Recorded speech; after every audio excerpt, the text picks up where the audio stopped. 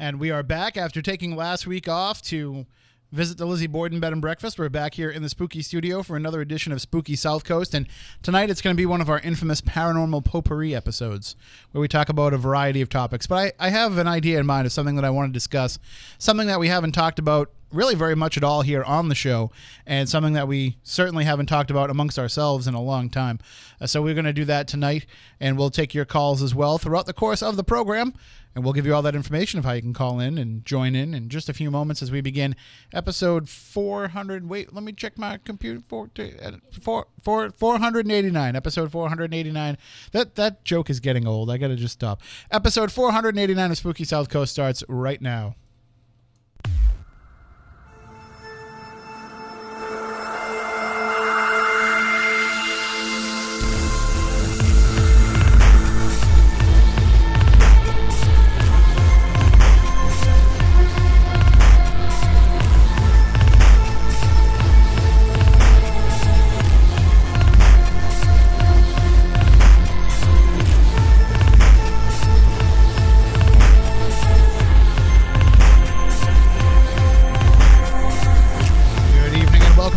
Southcoast, Tim Weisberg here, along with the silent assassin Matt Costa and Stephanie Burke. We are live here on WBSM and broadcasting on SpookySouthcoast.com and on our Spooky Southcoast app, which more and more people are downloading. Yes, they are. People were asking me last week, "Are you guys on the air?" And I said, "No, we're gonna be at Lizzie Borden's for an event, but we want you to download the Spooky Southcoast app so you can catch all the previous shows." And so that's what folks were doing. So thank you for doing that. And thank you for joining us as we talk about the paranormal pretty much each and every Saturday night. We're entering into baseball season here, which means we'll probably be broadcasting just on Spooky TV for a lot of the shows. So you're going to want to make sure that you download the app so that you don't miss any of it. Because what can we do? You know, people like the Red Sox. We got to have the Red Sox games here on the station. I can't blame them. I'm a huge fan myself, so I could start testing your knowledge of the team. Don't do that now. All right. It's too late for that. I always love that when people are like, "Oh, I'm a huge fan." I'm like, "I'm a sports writer." Like, you're going to beat me any day anyways. Well, not about the Red Sox. I don't really like I mean, I like baseball, but like I don't really pay attention to it. It's not that I don't like it. You know what I like? Ghosts. That's what I like to pay attention to. Ghosts. I love ghosts too. And that's what we'll be talking about tonight. I like ghosts more than I like the Red Sox. That's probably fair. I think so. Well, ghosts stick around. The Red Sox, they usually get a couple of years out of them and then they move on. Yeah. So. Yeah. I still love them. Also, I'm just trying to think in my head, how long it's been, but it was definitely well before you were here as part of the program, but we did do the Haunted Baseball show. Yeah, I wasn't twice, here for that. Because they wrote 2 books. They wrote Haunted Baseball and More Haunted Baseball. Right. That was some pretty good stories there, too. Well, I heard Fenway is really haunted. Well, back in the day when our good friend Kristen Gartland was on Ghost Hunters and she was in charge of trying to find locations, we actually spent, because, I said, "Hey, listen, there's a lot of I'm reading this book. We have these guys on the show talking about haunted baseball. There's a lot of very interesting stories coming from these stadiums. Let's see if, we could get into one of them for you guys for an episode." And so... Right. We were trying to pull it off so that we could get into Fenway Park and the old Yankee Stadium. Because you know how Ghost Hunters used to do 2 locations in an episode? So you would have like one place at the beginning, one place at the end. That's like old school, yeah. So that was kind of what I wanted to do, was I wanted to have it so that, they could do both of those places and it would play on the rivalry and everything. And Kristen's like, "Yeah, that's a great idea." So like, being a sports writer, I was able to kind of help her find the right people to talk to make it happen. But I forget what the hang up was, but we never got to make it happen. And then they go and they tear down the old Yankee Stadium. So it just wouldn't be the same now if they tried to do it. I think we should try it for Fenway. Also, there's no more Ghost Hunters, so there's that problem too. Yeah, but there's us. Well, there's plenty of other ghost shows too that would be willing to do it. There is. I'm willing to do it. I'm volunteering myself. I want to go to Fenway and ghost hunt. Would you want to, would you want to go and kind of... I guess if you're a fan, you kind of want to go and learn all the ins and outs, but it's going to pull back some of the curtain for you to go and see that too. Think so? Yeah, because all of a sudden now you're going to go and experience the fact that, Fenway is kind of a dump See you later, Matt. Is he leaving us? When you think about it, Fenway's kind of a dump. Like, I've done the Fenway tour. But is that all the insides, the inner nooks and crannies? It was a lot, actually. I was really surprised at how much they bring you into. Their offices are beautiful. Like, inside, there's nothing, like, dirty, nothing you would expect, at least, from an old stadium like that. But even the restaurants and everything else, it looked great. Like, people get married there. You should see the shots that they take for, like, bridal magazines, too, because I considered it, because Brennan's the biggest fan on the planet. So, it was actually really nice. Because listen, you know, I worked a lot at TD Garden covering the Celtics. Right. And it's a relatively new facility. It's probably about 25 years old now. Between 20 and 25 years old. They get opened up in like 95 officially. Right. So, yeah, so a little over 20 years old. But if you walk, like, because I cover the Celtics, so I come out of the tunnel. Right. And I would come out of the tunnel into the arena bowl. Mm-hmm. And as you're coming out of the tunnel and into the arena, you can see underneath all the seats. Which is disgusting, and I'm it's sure. terrible under there. I mean, they do the best job they can to clean it, but it's terrible. And you can see, like, gigantic rats running inside and out. So that's why I'm saying, like, it might ruin you to get unfettered access to a place like Fenway Park, because you're going to be like, oh, there's, like, leaky toilet pipes back here. You and expect that everywhere you go. Just because not every stadium can be brand new and beautiful, and it's people that ruin it. Not every place can be Gillette Stadium. Gillette Stadium is immaculate. Right, but there's just something magical and mysterious about Fenway Park. Let's do it. Let's do it. Oh, I don't want to. You can do it. You don't want to be on my team for this one? I just want to get unlimited access to Cuban sandwiches. If we can make fine. that if we happen. feed you, will you go? Probably. Okay. Although the Red Sox charge you if you're in the media, like you have to. It's like the only sports team in Boston that they charge you to eat the food. I don't care. It's good food. Not for the media. I was gonna say, when's the last time I went to Fenway? I think I went after, but I was at the game. No. See, you're making the mistake of thinking that the media gets the same thing that you can go and buy at the concession stands. No, you get something worse. It doesn't work that way. Really? It depends. It really depends.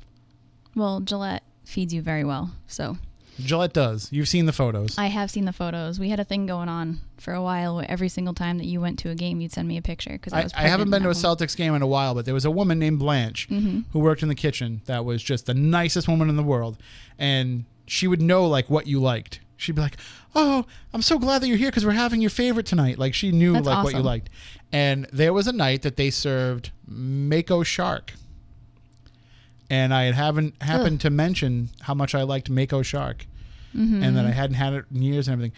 And she grabbed me as I was getting my backpack later on in the night. And she was like, here. And she hands me like a thing. And she's like, I saved you some of the leftover Mako shark. I was like, thank you. That's disgusting. It was like on top of like a salad or something. It was, just like a little bit. But, it was pretty cool. I mean, I've had some pretty good media meals. I've had some pretty bad media meals. But none of this has anything to do with the paranormal. No, it's not, but Adam Barry is watching us live right now, and he said hi, but he also said he wants to investigate behind the green monster, so. Well, I guess if anybody could make it happen, it would be Adam. I'm going to call him my partner in crime on this one, because you won't come with me. Isn't he supposed to be working an event tonight? No, they're going to Hawaii. I thought they're on the Queen Mary event's still going on tonight. Yeah, but they might not have anything going on right now. That's because I'm not there. If I was there, there'd be drunken karaoke happening. Listen, I heard from one of the escapees last night that the karaoke on the ship is terrible, and I said, "Well, that's perfect then, because that's the only kind of karaoke I can do is terrible karaoke." He said, "Not right now." Hey, they have some good weather right now, and we have a nor'easter coming, so I'm a little jealous. Yeah, let's not talk about that. Ugh. We're gonna forget that. It's gonna be rain. It's gonna turn into rain. It's gonna be rain. So what I was thinking tonight, we're not going to have the Week in Weird, by the way. Melody's work schedule is not allowing her to join us tonight, so we'll skip the Week in Weird. We'll save it for next week. Right. But again, we'll remind everybody out there that we are posting stories throughout the week. Matt and Chris do a fantastic job. Melody's getting into the mix of posting these weird news stories up there on our social media, on our Facebook, on our Twitter, so you have to follow us on all of social media. You see these stories, and then we want your thoughts, your opinions. They can be serious things. They can be jokes. You can be a bit of a wise ass if you want, as many of our listeners are. Yes.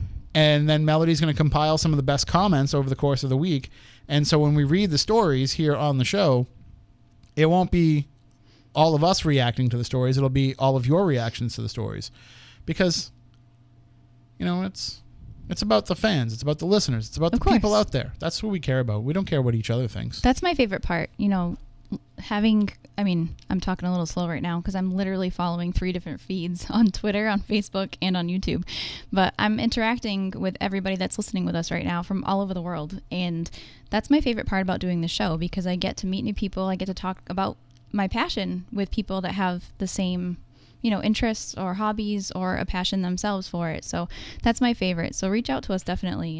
And I forget sometimes that this isn't an easy topic for everybody to discuss. Right. Because we do it anyway. Well, we're weird, so. But I mean, we just come in and talk about it anyway. And we talk about it amongst ourselves. And we have a group of friends that are, you know, this is something that we talk about. And a lot of the times, you know, we'll be having conversations on social media with people that don't even have anything to do with ghosts, but they're people who are in the field. Right. So you can always kind of mix in a ghost part of the discussion anytime. Right. So I forget sometimes how some people still feel uneasy. I forget about how before you even started coming on this show, it was an uneasy topic for you to deal with a lot of the times for a lot of people. You were still kind of keeping it hiding a little bit. So I forget about that. But as I was mentioning, you know, somebody reached out last week and said, I'm trying to get, well, a couple weeks ago, but, you know, I'm interested in this and I don't know anybody else that is. We get a lot of those emails, though. We do, but the answer that I always give is the same thing. We'll just talk about it, because if you don't, you're not going to know who's into it and who isn't. It's really true. But I forget the judgmental factor of it. The judgment is a hard reality. It really is. God, I remember being a kid, like elementary school, and I'm sure you did the same thing. But in elementary school, computers weren't really a thing yet, and not everybody had one in their house. And I was going to the library. I was taking out books on every paranormal topic known to man, any weird history, you know, different things like that. And I would be the kid, you know, sitting with my my textbook in class, and I'd have my weird little ghost book on the inside, and I'd be reading that instead. And I did it all the time, you know, acted like my parents didn't know what I was doing, but I would do it while I was doing my homework too. I absolutely loved it, but I kept it a secret for so long, because telling people that you are interested in ghosts, I remember my friends always saying, because I lived in a really old house, like, oh, your house is haunted, and like not wanting to come over, or, you know, making jokes about it. And I always just thought, oh, God, if they only really knew, I wouldn't have any friends. And I kind of blame you for forcing me to bring that factor up to the I never world. forced any woman to do anything she didn't want to do. Don't be spreading stories about me. I'm spreading this story about you. No. Actually, it's documented in an episode, so. But that's kind of the thing that, you know, because I don't think I hit a lot of judgment from people when I started to get into this. I mean, it also helped that from the day that I started doing the show, you know, my best friend's by my side the whole time, that I've had Matt here as somebody who could, you know, because he's not somebody who is a full-out believer. Very true. So it helped me that he would kind of keep me grounded, because I could just tell by the look on his face if I was telling him something that he's, you know, he's thinking in his head like, whoa, slow down, take a step back. But I always had somebody who was like a sounding board, and I do it with you as well, where, you know, I run into people who might be, I don't want to say skeptical, but people who just might not even, like, just think it's ridiculous. You know, people who just think that it's stupid to do what it is that we do. Right.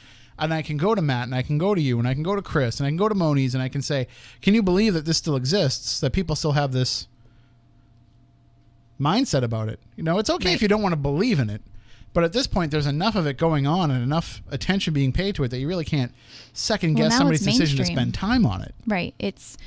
I think... Well, be careful how much you throw around the mainstream word, because it's not mainstream. More mainstream than it was. It's a little bigger than it was. But I think we also tend to overestimate how much it is spread. You know, for example, like people are like, oh, paranormal television, it's everywhere. Well, no, it's not really everywhere. It's on 2 networks. What made me feel like it was a little bit more mainstream, because, you know, Ghost Hunters has been a thing for a while, and that was pretty much the first show in this generation, at least, that broke out and made people think about paranormal investigation not necessarily like the ghost thing or not necessarily, psychic phenomena or whatever. It was just a investigation and that this actually occurs.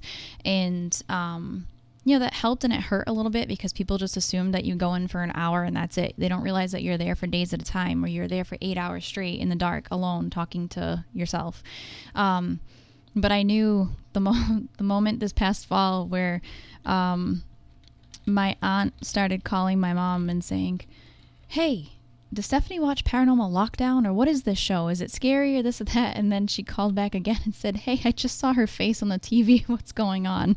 So people are getting into the paranormal or the question of the paranormal a little bit more than they used to, because it's being pushed in their faces a little bit more, and they're not necessarily, looking at it the way that you and I do, but it's still becoming like that question of does this exist is being brought up more. I don't know if it'll ever get to the level of, what it could, but I mean, we've had, like the show, did you ever see it with Jennifer Love Hewitt?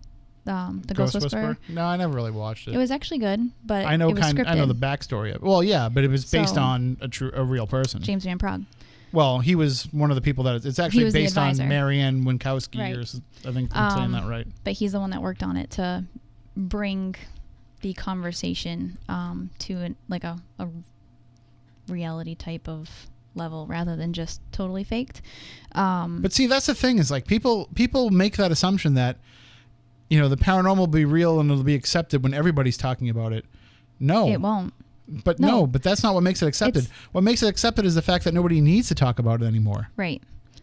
People don't realize that it actually questions like your entire belief system. When it stops being something that people have to talk about, when it can just be something that just we accept happens, then that's when it becomes normal. I don't know. I kind of like it how it is now. I don't know if I want it to go full blown mainstream. Well, it won't, so you don't have to worry about it. Okay. It never will. You never know. No, absolutely. It will never go mainstream because part of the problem is you'll always have people that won't be believers until it happens to them, and it doesn't happen to enough people for that to be the case. But also the other problem is there's a huge religious backlash to it. Right. And as long as we let religion dictate where society goes, which let's face it, it's always going to be that way, then there's always going to be a brick wall that you're trying to push up against. I agree with you. And I think probably one of the biggest problems that I deal with regularly is people don't realize how often paranormal phenomena actually happens to them. They just brush it off as something, everyday type of... I mean, Sudan Name in the chat room just brought up a good point. He said, mainstream, what would be the reaction if Donald Trump said the White House was haunted? I was trying not to go there with politics, but... Well, no, but I'm just using that not as a political decision, but I'm using that as, here is a person who is supposed to be an authoritative individual, a person in power, and a person who has the eyes of the world on them, coming out and saying, there's ghosts here, I believe there's ghosts here, I'm acknowledging their existence, and they're around me. First of all, other presidents have said that. Right. But the problem is, like, what happens immediately, because of the connotations of believing in ghosts, it immediately becomes fodder for your enemies and fodder for your detractors. So even though Elizabeth Warren could live in the most haunted house in the world, and Elizabeth Warren could spend her weekends going out with a paranormal research team, and documenting the existence of the paranormal and think that every place she goes is haunted. She could be getting possessed by ghosts like she was Zach Bagans every weekend. But then when Donald Trump would come out and say, the White House is very haunted, there's ghosts all around me, I'm not going to do a bad Donald Trump impression, then Liz Warren would stand up and be like, can you believe this guy? He believes in ghosts. And it would just become... It would become fodder for her. Probably because you're talking about two people that... I mean, I don't want to get into it, but the world of social media ruins everything. That is what I will say. Because other presidents have said it, and they were well respected. Well, but they've said it in a way, it's not like they're not holding a White House press conference and being like, no. Good evening, my fellow Americans. This place is haunted as, like it's... Right. It's just something that has kind of been brought up in passing. No matter who does it, no matter where it's said, how it's said, you're always going to have take people as a whole, break them in half. Half of the people are going to believe in it and half the people are not going to bother with it because they don't want to believe in it. And those people that do not want to believe in it, there's nothing that you might be able to sway maybe a quarter of them, an eighth of them, but you're never going to sway all of them. Right. And it goes like that with anything. It goes like that in believing anything. Absolutely. So it's a choice. And everybody has their own.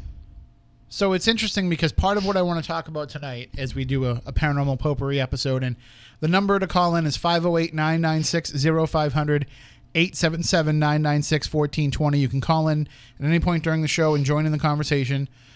I mean, feel free if we're talking about something to interrupt us. And it can be really about anything. Like we're not going to limit it to just this topic tonight, but we've been... I think everybody out there kind of knows I've been working on a new TV show. Kind of new. I'm working on a project. It's going to be for television. Mm-hmm. And I've been looking for haunted places, not locations, not single locations, but like a town or a neighborhood or a city, a place where there's multiple places being affected by activity, where that activity might be connected.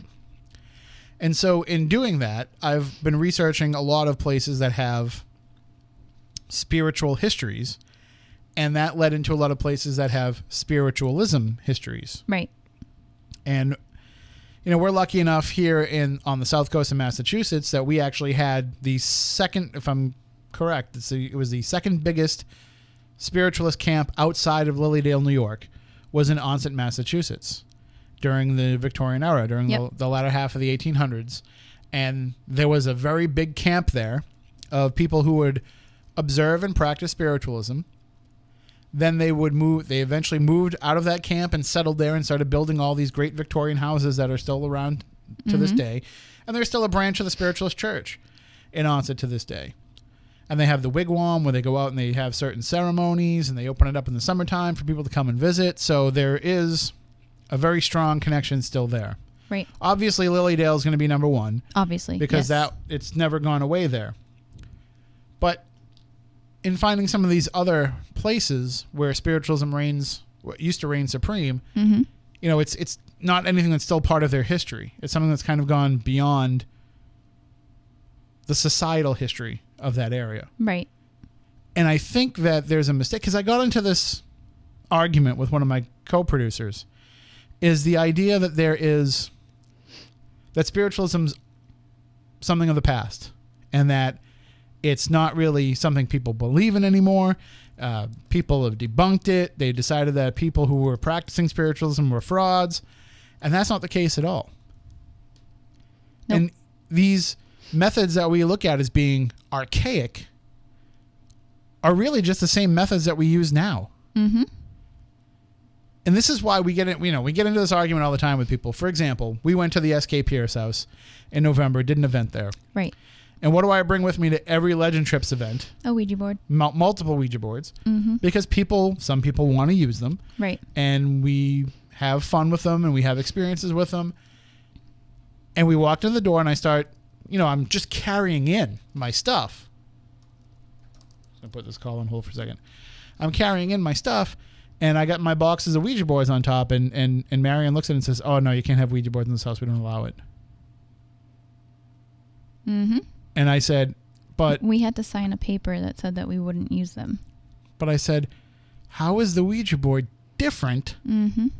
than anything else that we're using in this box tonight, except for the connotation that people make with it?" Right. So we can get into all that, and we will. That's a big topic. You sure we have time for that? Well, we have an hour and a half, so we got plenty of time. I'm just kidding. But we do have a call on the line, so we'll take that. And you can call in at 508-996-0500, 877-996-1420. Good evening. You are on Spooky South Coast. How are you? Hi, Tim. Hello. I have a question that I want to ask you. Okay. And it's a personal situation that recently arose in the house that I grew up in. Okay. I lived in that house for 25, 26 years with my parents. And recently my mother had to go into a rehab.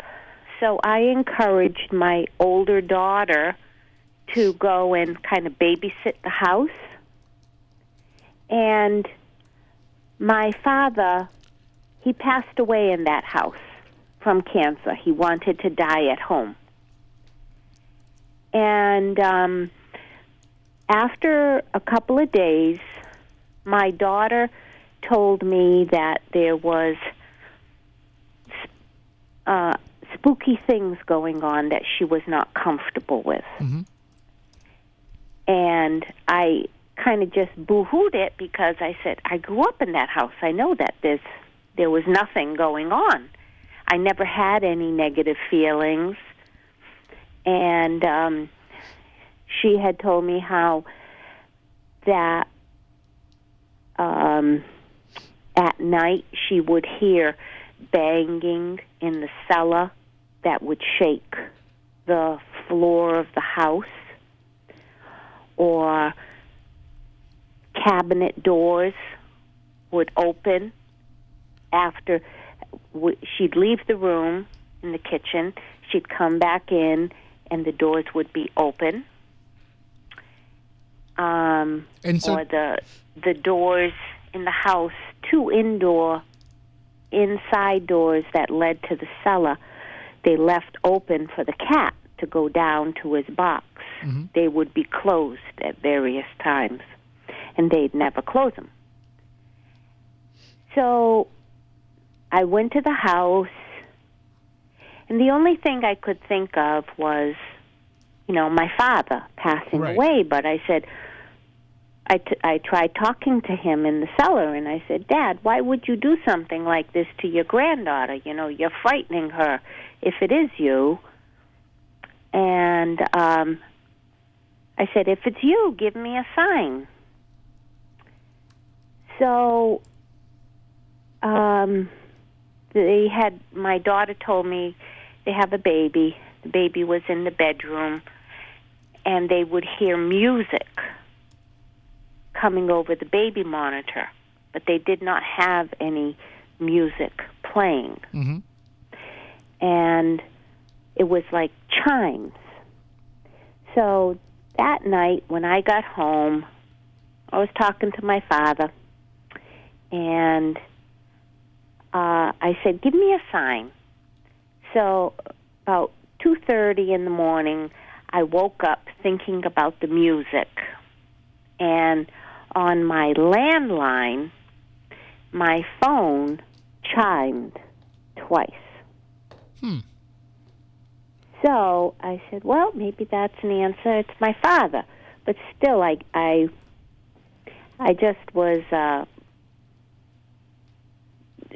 just kind of taken aback by this whole thing. Well, right, yeah. Just so I have the timeline right, did your daughter moved into the house before your father passed or after he had passed in the house? Oh, no, after. Okay. Many years after. Okay, so over 20 years after. So it's possible then that, it's your daughter that is the one who is susceptible to this kind of stuff happening. So it might not even be the fact that, you could stand in the basement and say to your father, like, I want to talk to you here, but it could be the fact that, she's what's drawing him out. You could have a situation like Stephanie, where Stephanie can interact with spirits better than, I can, where sometimes it's just the right people are there at the right time. But the fact that, you asked for a validation there and you got one makes me think that that's probably what's around your family. I mean, it doesn't sound like it's anything. It's scary because it's unknown, but it doesn't sound like it's anything that's, negative and trying to hurt anybody in any way. No, I don't think it was to hurt. It was just like you said, it was scary.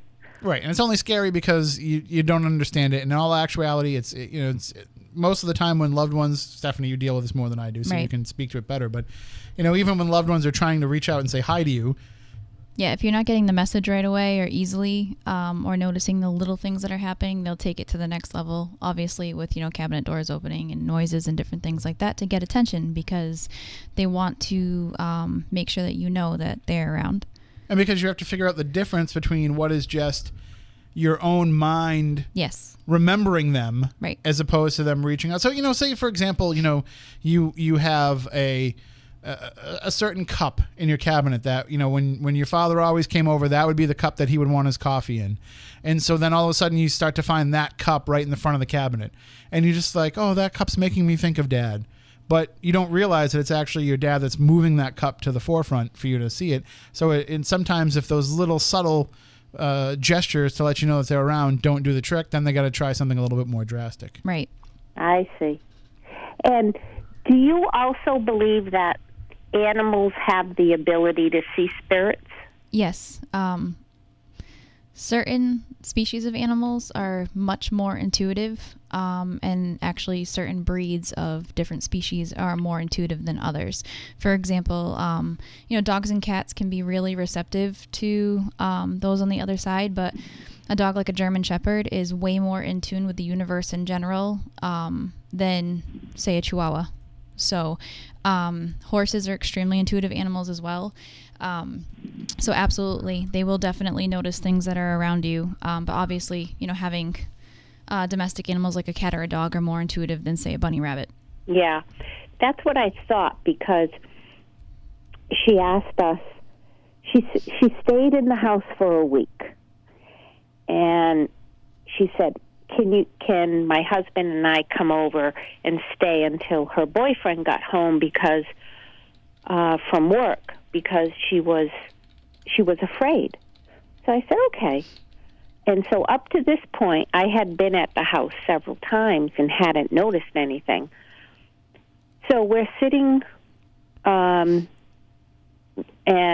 we're in the living room, and we have a direct angle into the kitchen to see, and the cat was sitting on the couch next to us, and that cat kept just staring into the kitchen, his eyes as wide as I've ever seen them. Very uncomfortable. I've never seen the cat acting the way he had. I truly believe he was seeing something. I mean, I used to watch the cat at my aunt's haunted house. I'd watch the cat sit on top of the wood stove and just stare down the hallway and move its head, watching this figure go up and down the hallway that nobody else could see. And it would react to it. And it wasn't scared by it, but it was enough that it was watching it with a much more intense eye than it would any living person. Yeah. Okay. All right. Well, hopefully we helped a little bit. This is local, I take it? Yes. So in New Bedford. Always good to hear from a local person. And if you feel like it reaches the point where you need any assistance with it, you can always just email us, spookycrew@spookysouthcoast.com. Okay. Thank you very much. You as well. You're Have a welcome. great night. You too. Bye-bye. And we hear that, Stephanie. We hear that a lot of times loved ones are trying to reach out to us. And it doesn't matter Right. how many years have gone by. Right. It could be any amount of time where they might want to have... Yeah, and it can happen because there could be something going on in your life. For example, Right. in this, a new baby certainly could draw the interest of a loved one who is no longer with us. Right. It happened, in my family, where we've had loved ones who had passed away that, all of a sudden the little babies start calling Of course. to the Right. grandparents by their first name, Yeah. How'd you know that name? My kid's a weirdo anyways, but she does plenty of that at my parents' house, especially, where she actually crawls up to the back of my mother's couch and tries to stand on the back of the couch up against the wall and tries to take my grandmother's picture off the wall. My grandmother passed when I was 7, so she has absolutely no idea who that is. And we had to take the picture off the wall because it's the only picture that we have that's framed of her. And we don't want it to get ruined because she actually ripped it off the wall and started running around with it. As you're talking, I go from one fast food You soda do. to another. You do.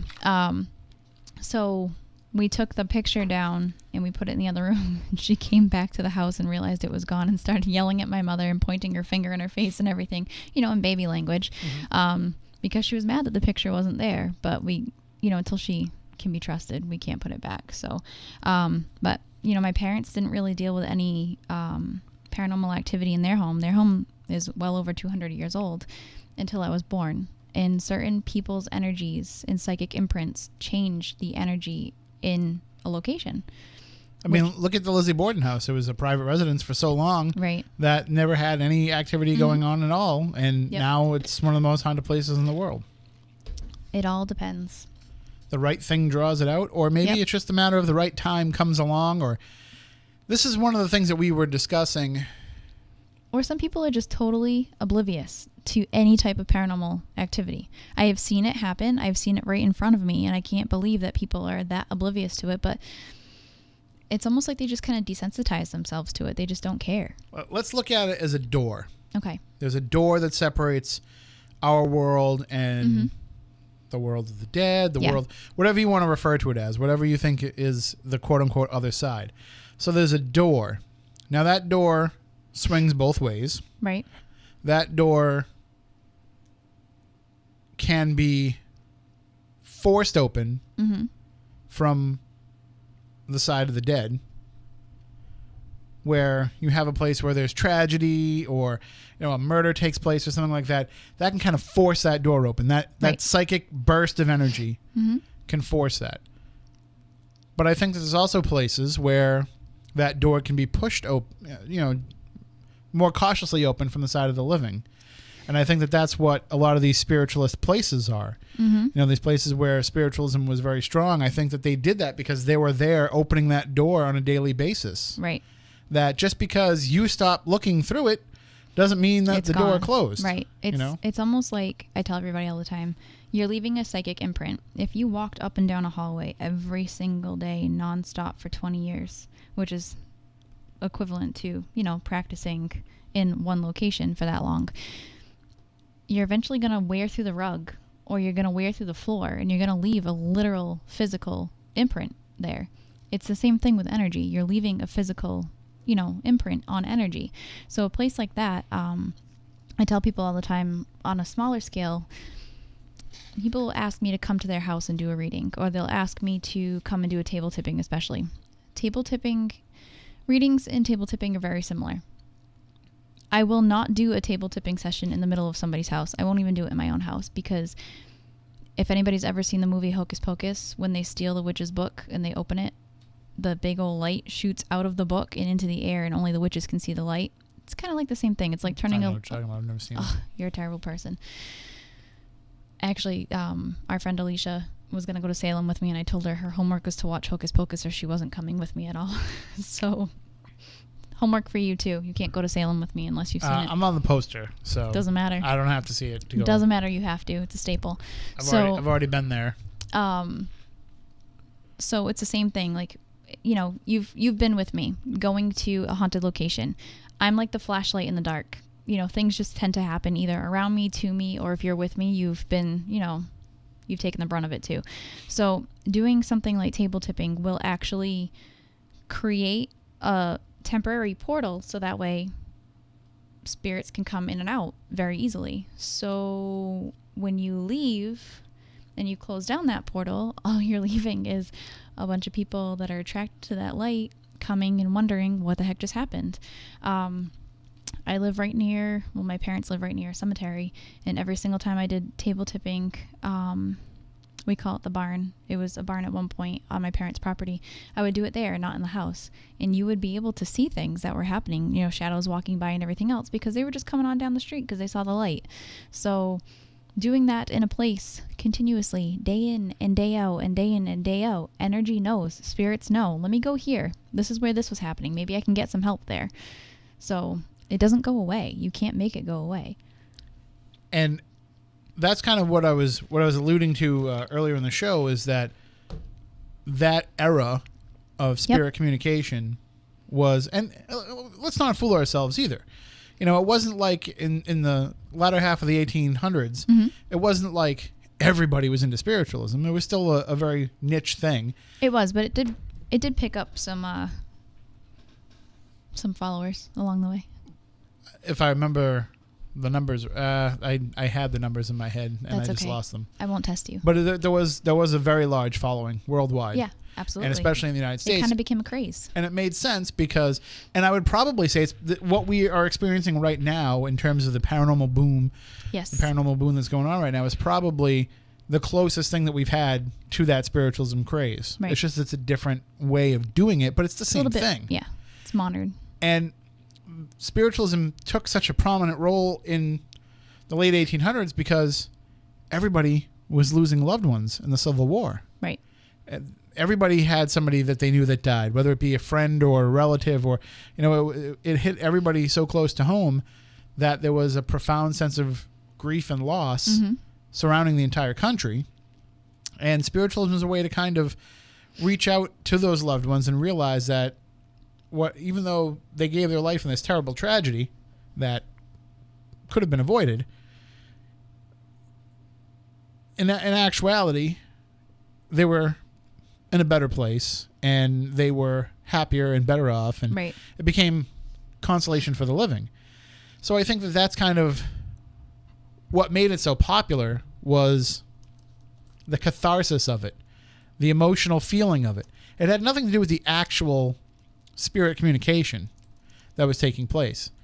And I think that in the end, when you look at spiritualism and you say, well, it was full of hoaxers and full of frauds and full of that, you know what? You're going to get that anywhere for anything, anytime. But so is today's paranormal Yep. world. But that doesn't mean that it doesn't help people. Right. And that doesn't mean that there aren't some people who are legit. And I tell you all the time, we talk about this all the time. We fight about, well, we don't really fight about it, but we discuss all the time when there's people that we think claim to have the same abilities that you have and are just faking their way through it. Mm-hmm. And somebody's faking it, and you say, oh, I really want to tell people that person's faking it and that they're wasting their time. Right. As a rational person, I want to say to you, like, don't go and give them money. Stop spending $80 a week in a phone reading with this person. Stop spending $300 to get a Skype reading from this person. Like, cut it out. And I say this person. It's not any particular person, but we've seen it. There's a list. But that's the thing, is you can go and watch somebody on YouTube or see somebody even on television and realize, like, this person's just cold reading. Yeah. And how many psychics and mediums do we have on our Facebooks that are like, I'm doing free Facebook readings right now for the next hour. Yeah. And we say, like, listen, this is 99% of this stuff is crap. People actually ask me, like, why don't you do that? Why don't you do this? Why don't you do that? I don't do it because everybody else is. I don't do it because it's not going to help any type of credibility whatsoever. I don't want to be that person, and I don't want to be that person for those reasons. But I mean, and I'm not saying that everybody that does that is incredible. I'm sure there's some people that I'm are. not either. But some people might say, hey, I've got this gift and I don't want to make money off it. I want to give it out to the world. There's too many people that don't have the gift that are doing that just to gain attention, because it's very easy to hide behind a computer nowadays and just make a name for yourself to become famous, to get on TV, because that's pretty much everybody's end game at this point, which I'm not about. So I know I say that. I don't think it's everybody's, but I think that you have to be cautious of the fact that can be somebody's motivation. Absolutely. It's motivation for regular people at home that want to get on TV too. So it's the same thing, but go on. I interrupted you. No, that's all right. Okay. But the issue that I have with it is, if it's helping somebody, then what's the hurt? And this is where we never agree. And this is where the discussion comes up, because if I have somebody in my life who is greatly affected by the death of somebody, and they start going to somebody who I know is garbage, let's just say a storefront, palm reading, neon sign in the windows, come in, she's got the crystal ball. Crystal balls aren't all that bad if you use them. But I'm just saying, like, the whole, I'm saying the whole setup. Right. No, I'm talking like the little one with the switch that you switch on and it lights up. Yeah. And, so let's just say somebody's like the most obvious, fraudulent, just faking their way through it to collect $30 from you at the end. Yep. Then, by the way, that was totally coincidental that I picked the amount of money that you charge for readings last week when I said $30. Oh, for the special event price? Yes. I didn't want you to think I was taking a shot at you. No. No, because I just punched you in the face live on air. So the But I don't even know how much they charge for those. No. I know what they charge for the palm at the palm reading shop. I know what they charge for other things. Oh, Jesus. Because it was in the paper. No, you wouldn't be taking a shot at me if you're endorsing me at events together. I do not endorse psychic abilities in any way. Fine. I've never actually given an endorsement of your abilities. You have not. No. But you'll tell people how. But if somebody's like, who is repeatedly. the most real medium you know, I'll say Stephanie. Right. But I can't. It freaked you out enough for you to buy into it. I can't give you an endorsement for one reason and one reason only. What's that? I'm still not 100% ready to accept that it's real. I know you're not. I think that you can do it. I think that if it is real, you do it well. I think. But I'm not. Since you've met me, you've become way more open to it. It's just denial from my own self. It's got nothing to do with you. Right. No, I know it doesn't. Right. I have fun freaking you out. Yes. You know that I'm just it's trying to... It's enjoyable for me. I'm just trying to deny the things that happened to me. But anyway. I know. I'm sorry. But getting back to the idea... It's more of an acceptance issue on your end. Yeah, that's what it is. Yeah. That's why I said it's totally on me. But I do think that if somebody is going to, storefront psychic and spending $100 a week and saying, but I feel so much better when I go, then that's kind of the point. Because listen, I've gone to therapy. Mm-hmm. I've had like 3 or 4 different therapists, and every therapist that I had was nuts, more nuts than me. I think you kind of have to be in order to do that. But these people needed help more than I did. Mm-hmm.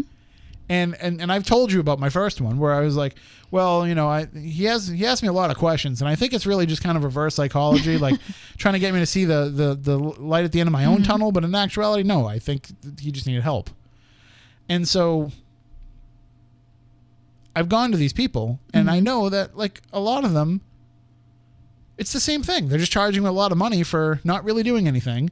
And you're just sitting there and talking about things, and then you feel better about it at the end because you talked about it. Yes, I can see that. So they're just basically guiding a conversation that you're having with yourself. Right. And I think that a lot of these, storefront psychics can do the same thing. I see where you're coming from. I can't accept, or I cannot say that it's a good thing that these people are getting some type of closure by going to a crappy wannabe medium. Because you're charging money and preying on somebody's grief, which is disgusting.